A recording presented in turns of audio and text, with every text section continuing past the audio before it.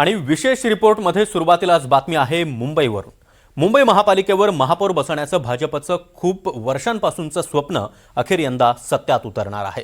महापालिकेमध्ये 89 नगरसेवक निवडून आणत भाजप मुंबईमध्ये महापालिकेतला सर्वात मोठा पक्ष ठरलाय। खरं तर 100 जागा जिंकणं भाजपला सहज शक्य होतं, पण तब्बल 11 जागांवर भाजपला शिंदेंच्या शिवसेनेची साथ मिळू शकली नाही आणि अगदी कमी मतांच्या फरकानं भाजपचे उमेदवार पराभूत झाले। विशेष म्हणजे या जागा वर्षानुवर्ष महापालिकेमध्ये नगरसेवक राहिलेल्या माजी नगरसेवकांच्या होत्या। त्यापैकी काही उमेदवारांनी थेट भाजपवर आरोप केलाय। पाहूया।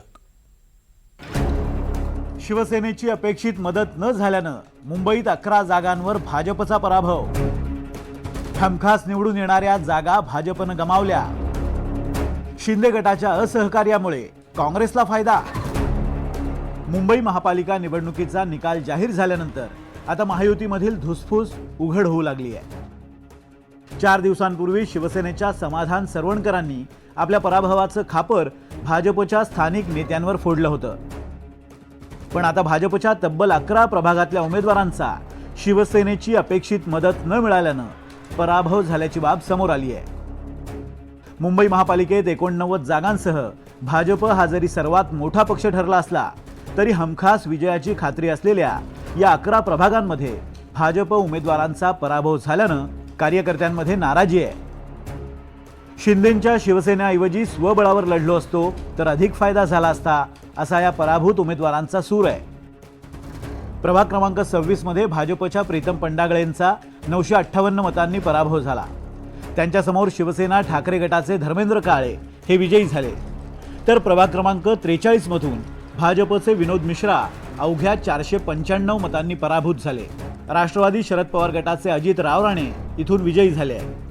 प्रभाग क्रमांक 56 मधून शिवसेना ठाकरे गटाच्या लक्ष्मी भाटियांनी भाजपच्या राजुल देसाईंचा 737 मतांनी पराभव केला, तर प्रभाग क्रमांक 59 मधून भाजपच्या योगीराज दाभाडकर यांना शिवसेना ठाकरे गटाच्या यशोधर फणसेंसमोर 373 मतांनी निसटता पराभव स्वीकारावा लागला। याशिवाय प्रभाग क्रमांक 74 मधून भाजपच्या ज्येष्ठ नगरसेविका उज्ज्वला मोडक यांना मनसेच्या विद्या आर्या यांच्यासमोर अवघ्या 81 मतांनी पराभव स्वीकारावा लागला, तर प्रभाग क्रमांक 87 मधून शिवसेना ठाकरे गटाच्या पूजा महाडेश्वर यांनी भाजपच्या महेश पारकर यांचा 2428 मतांनी पराभव केला। तसंच प्रभाग क्रमांक 99 मधून भाजपच्या जितेंद्र राऊत यांना शिवसेना ठाकरे गटाच्या चिंतामणी निवाटे यांच्यासमोर 319 मतांनी हार पत्करावी लागली। प्रभाग क्रमांक 101 मधून काँग्रेसच्या कॅरन डिमेलो यांनी भाजपच्या अनुश्री घोडकेंचा 804 मतांनी पराभव केला। प्रभाग क्रमांक 110 मधून भाजपच्या जेनी शर्मांचा काँग्रेसच्या आशा कोपरकर यांच्यासमोर 857 मतांनी पराभव झाला, तर प्रभाग क्रमांक 165 मधून भाजपच्या रुपेश पवार यांना काँग्रेसच्या अशरफ आजमींसमोर 355 मतांनी पराभव पत्करावा लागलाय। याशिवाय प्रभाग क्रमांक 220 मधून शिवसेनेच्या ठाकरे गटाच्या संपदा मयेकर यांनी भाजपच्या दीपाली मालुसरे यांचा 188 मतांनी पराभव केलाय। उत्तर पश्चिम लोकसभेचे खासदार श्री रवींद्र वायकर यांनी काही अपक्षांना केलेल्या रसदीमुळे आणि काही विरोधी पक्षातील उमेदवारांना केलेल्या मदतीमुळे माझा केवळ 81 मतांनी पराभव झाला। आश्चर्य या गोष्टीचं आहे की त्यांची मुलगी दीप्ती वायकर ही बाजूच्या वॉर्डमध्ये 3000 मतांनी हरली।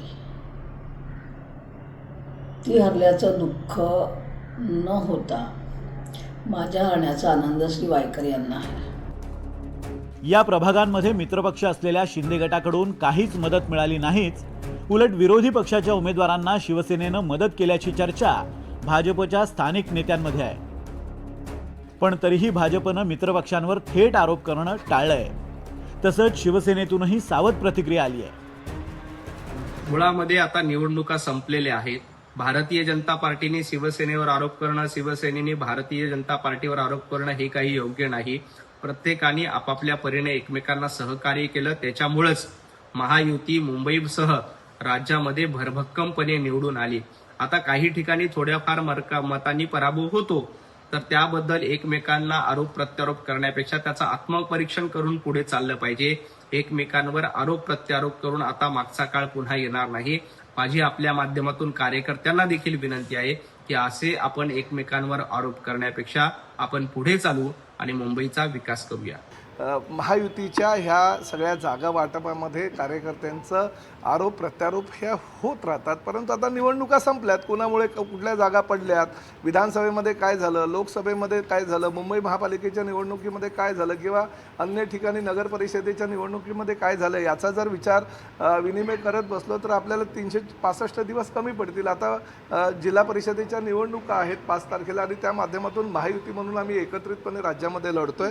ह्या ज्या काही छोट्या छोट्या गोष्टी असतात त्यावर लक्ष देण्यापेक्षा राज्यामध्ये सगळीकडे जिल्हा परिषदा सुद्धा जशा महापालिका नगर परिषदा आल्या तशाच महायुतीच्या याव्यात ह्यासाठी आम्ही सगळे प्रयत्न करतो. आम्ही आजपासून दौऱ्याला सुद्धा सुरुवात करतो. मुंबई महापालिकेत भाजपनं 2017 साली 82 नगरसेवक निवडून आणले होते. यावेळी भाजपच्या विजयी नगरसेवकांची संख्या 89 इतकी झाली आहे. गेल्या वेळेपेक्षा यंदा भाजपची कामगिरी उजवी ठरली आहे हे स्पष्ट आहे. पण या खात्रीलायक जागा निवडून येऊ न शकल्यानं पहिल्यांदाच मुंबई महापालिकेत नगरसेवकांची 100 गाठण्याची भाजपची संधी हुकली हे मात्र नक्की. Bureau report, NDTV Marathi.